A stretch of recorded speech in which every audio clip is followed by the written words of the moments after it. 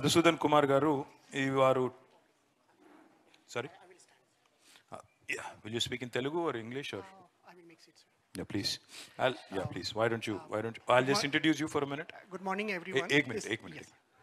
మధుసూదన్ కుమార్ గారి నాన్న ఆర్మీలో పనిచేసిండ్రు, దేశం కోసం పనిచేసిండ్రు. అట్లాంటి కుటుంబం నుంచి వచ్చిన వ్యక్తి ఆయన.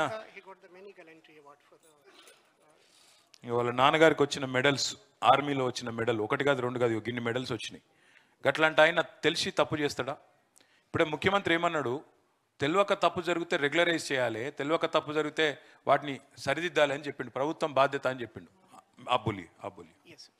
So I'm staying from here last 25 years, and I saw all the government. We are very happy with all the governments.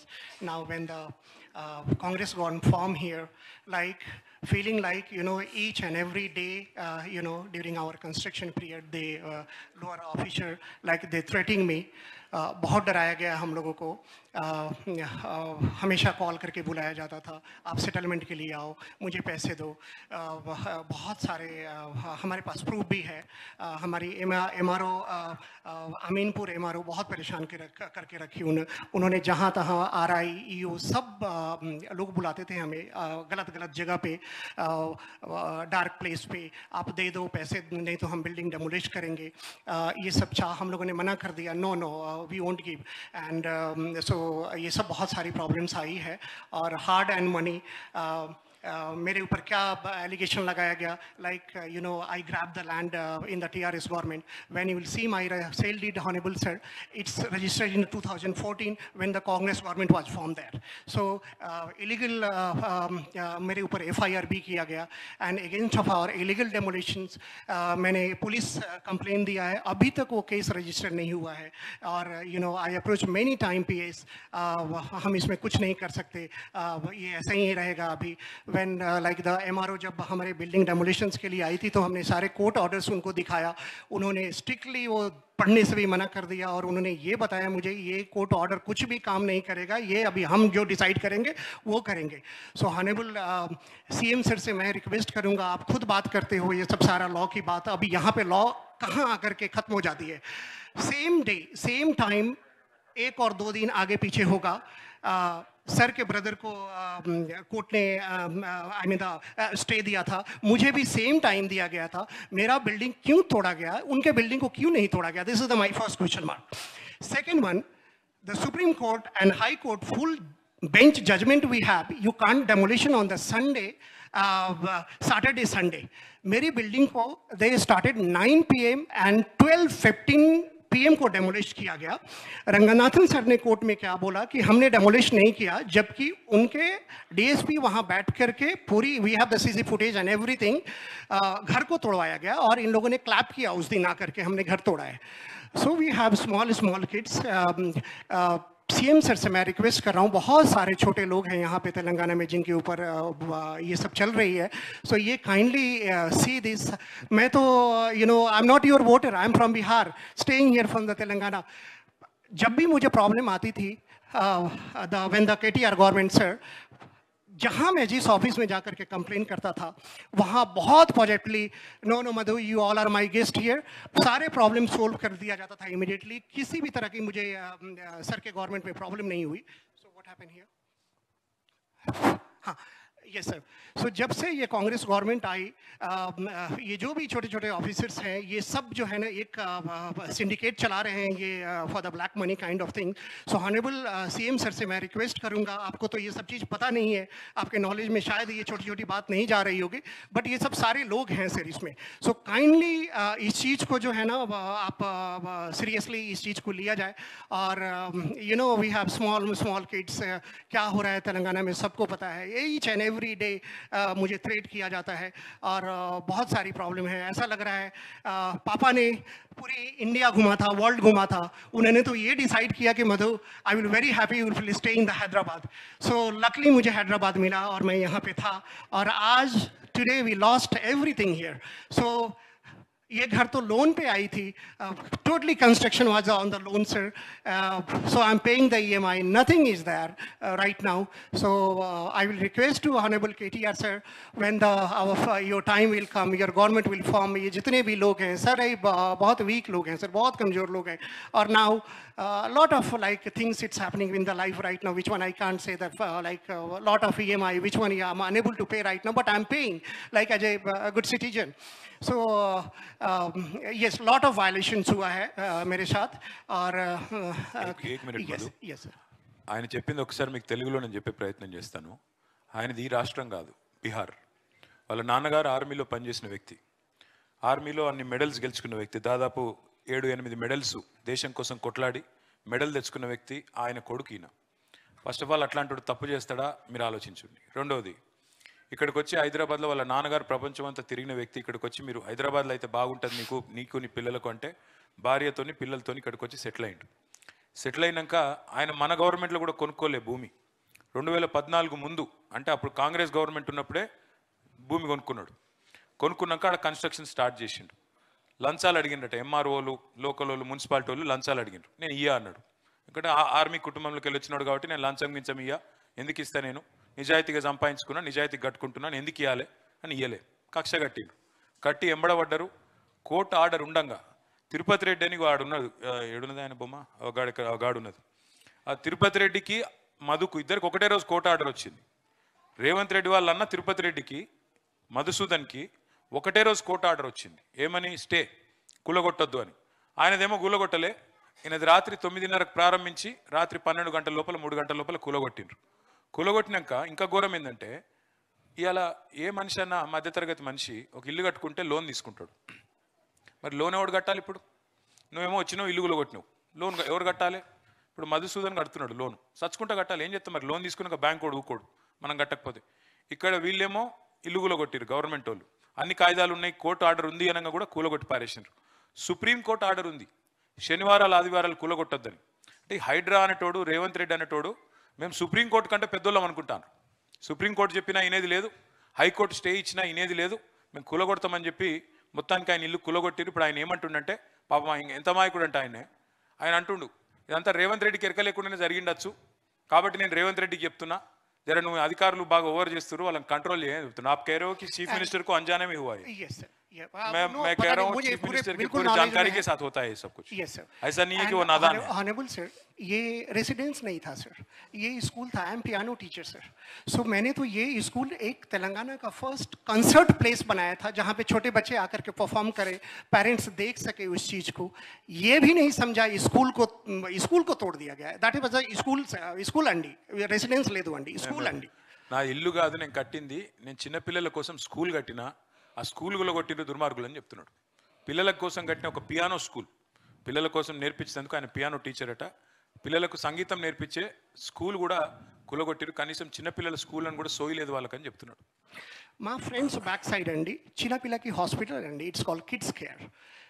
That day honourable sir, it was the 6 patient was inside, the small kid 6-7 years old. They are taking the saline.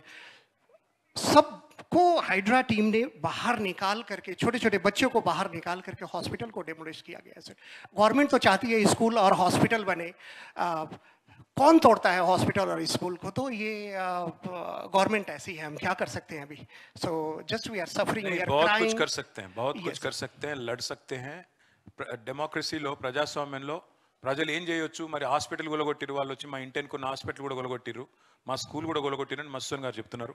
हम आपके साथ लड़ेंगे, आपको पूरी तरह हम लोग कानूनी तौर पे सपोर्ट भी करेंगे, और साथ ही साथ मैं आपसे वादा करता हूँ, आपके फैमिली से भी वादा करता हूँ, आपके बच्ची को भी वादा करता हूँ कि जिस दिन हम वापस आएंगे आपको पूरा का पूरा whatever you have lost, I will compensate you, I will assure you that you will get it back. That is my humble. Manasi ఆయన బిడ్డ, మధుసూదన్ గారి బిడ్డ పాప మానసి. చూడు. Good morning, KTR uncle. My name is, this is Mansi here. They demolished our house. रोना नहीं बेटा, रोना नहीं प्लीज. आप बोलिए जो भी बोलना है, रोना मत please. Good morning, KTR uncle. My name is Mansi. This is Mansi here. कोई नहीं, अगर नहीं बोल पा रहे हो तो अगर नहीं बोल पा रहे हो तो ठीक है बेटा, इट्स ओके, आप ले लीजिए please, take care of. No I understand, it's okay बेटा, आप बैठ जाओ, please take care of your daughter please. Madhu, I will stand by you, I assure you. आप बेटी को देख लीजिए, क्योंकि I think please, thank you for coming अम्मा, thank you so much. And Mansi, sorry to put you in the spot here, my apologies for making your daughter cry, because I think she got emotional. Durgamma గారు గాలిపోచమ్మ బస్తీ గాజుల రామారం వచ్చిండ్రా? దుర్గమ్మ గారు వచ్చిండ్రా? ఎక్కడున్నారు? ఆ అమ్మాయిని రానియండి. దుర్గమ్మ ఒక అనాథాశ్రమం నడుపుతుంది, అనాథల ఆశ్రమం నడుపుతుంది దుర్గమ్మ. ఇక్కడ రామ్మా, ఇక్కడ కూర్చో. నమస్తే అమ్మా. మీరు దుర్గమ్మ మీరేమ్మా? కూర్చో, ఒకసారి చెప్పండి మీకు ఏం జరిగింది చెప్పండి. ఇక్కడ రాబిట్ట, ఇటు రాబిట్టను, ఇటు నా పక్కకు రా. మీరు చెప్పండి దుర్గమ్మ, ఏమైంది, ఎట్ట జరిగింది?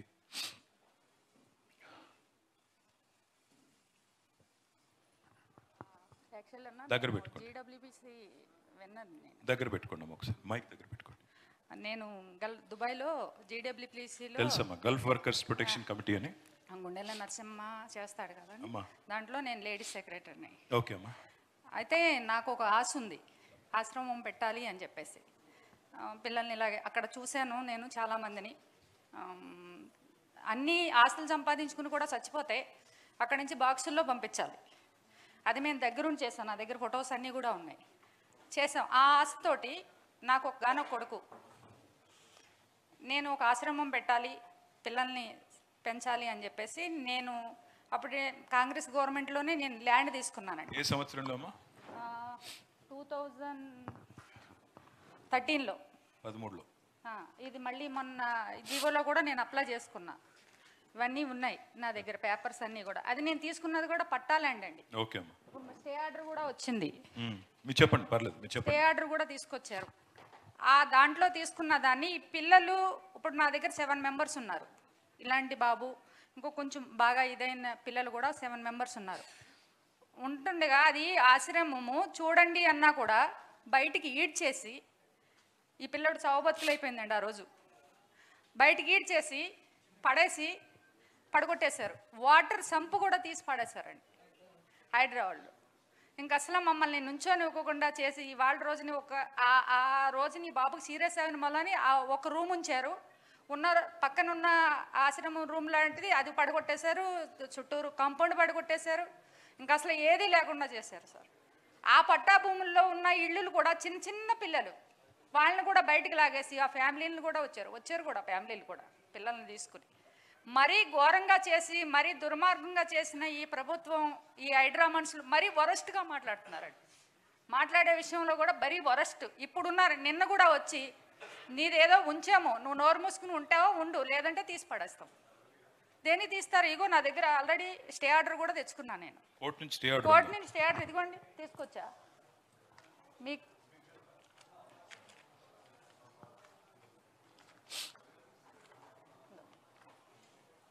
హైకోర్టు నుంచి తీసుకొచ్చాను. High court stay order stay order కూడా ఉన్నా కూడా తీసేశారు అది.